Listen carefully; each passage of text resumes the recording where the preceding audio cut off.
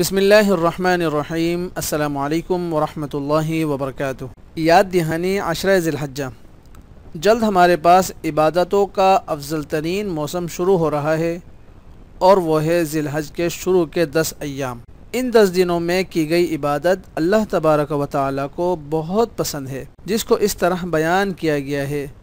حدیث مبارکہ ہے، ابن عباس رضی اللہ تعالی عنہما بیان کرتے ہیں کہ رسول اللہ صلی اللہ علیہ وسلم نے ارشاد فرمایا، ان دنوں یعنی ذی الحج کے پہلے 10 دنوں سے بڑھ کر کوئی بھی دن ایسا نہیں کہ جس میں نیک عمل کرنا اللہ تبارک و تعالی کے نزدیک ان دنوں کے نیک عمل سے زیادہ پسندیدہ ہو۔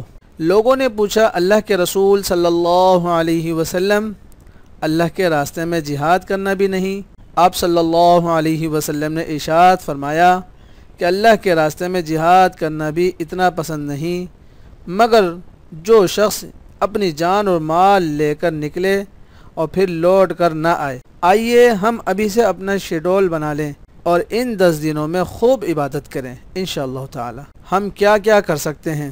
فرض نماز کو وقت پر ادا کر سکتے ہیں، قضا یا نفلی روزے رکھ سکتے ہیں، زکوٰۃ یا صدقہ کریں، نوافل ادا کریں، قرآن مجید کی خوب تلاوت کریں، صلہ رحمی کریں۔ غرض کوشش کریں کہ عبادت کو جس شکل میں ادا کر سکیں ان 10 دنوں میں اختیار کریں۔ اللہ تبارک و تعالی ہمیں توفیق دے کہ ہم ان دنوں میں بہترین عمل کر سکیں، آمین۔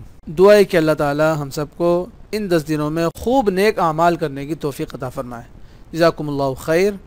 السلام علیکم ورحمۃ اللہ وبرکاتہ۔